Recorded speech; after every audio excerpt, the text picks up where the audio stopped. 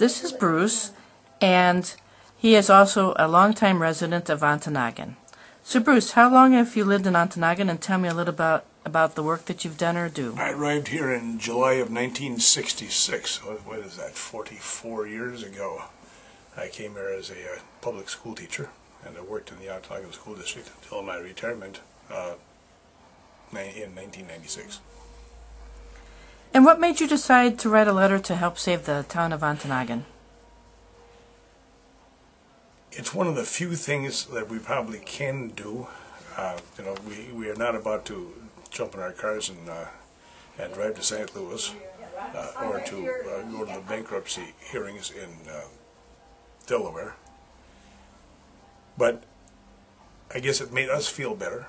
I also had a vested interest in that I'm also with the Historical Society, and our lighthouse, which we've recently spent $62,000 in the restoration. We have over $100,000 in restoring this building, which is on the National Register of Historic Places.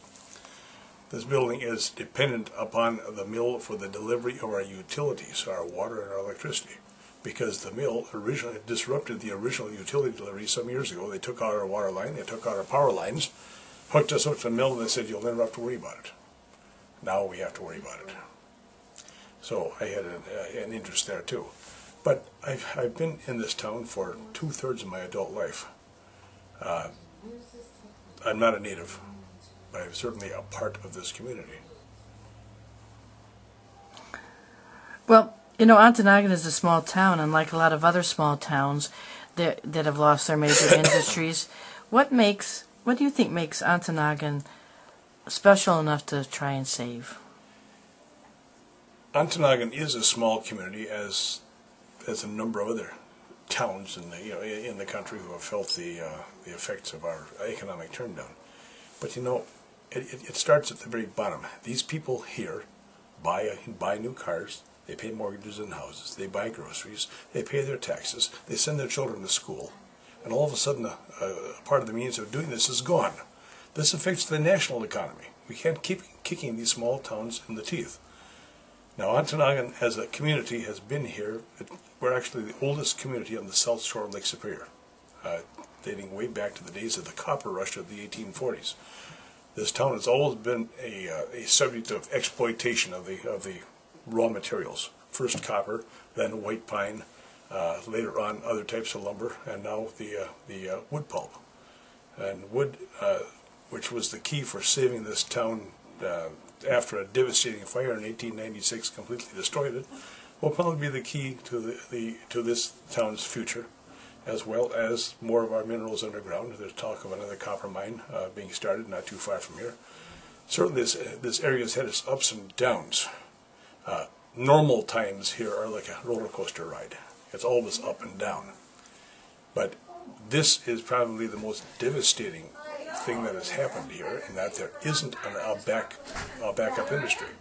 When the mine went down, the last copper mine back in the mid-90s, there was still a paper mill.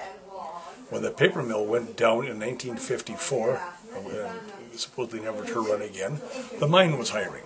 At least it wasn't a one-horse operation. But now, the legs are literally being knocked out from under this community.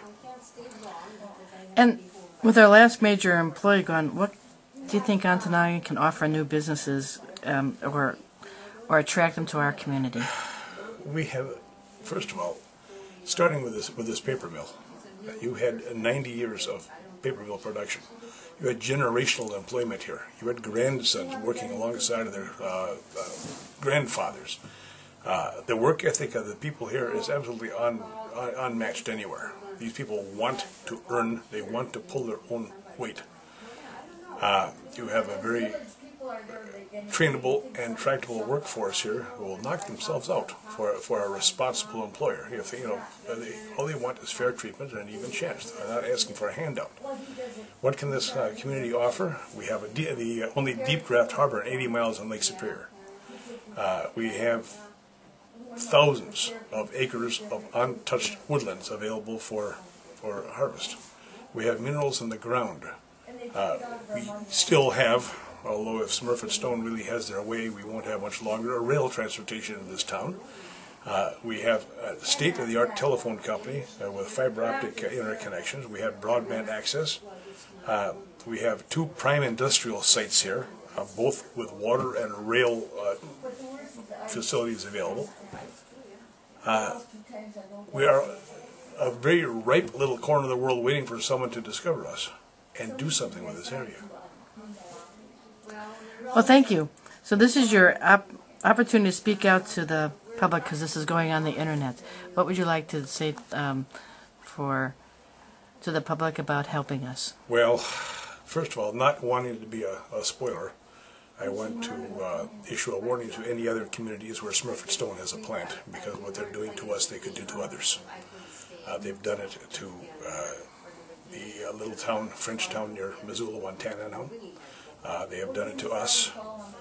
Coshocton, Ohio should be on guard because it could happen to them.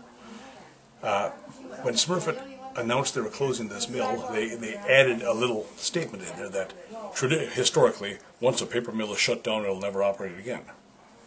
This mill was down in 1921 and came back and operated until 1954. Then it was shut down, never to run again. It was resurrected and it run again continually since 1956.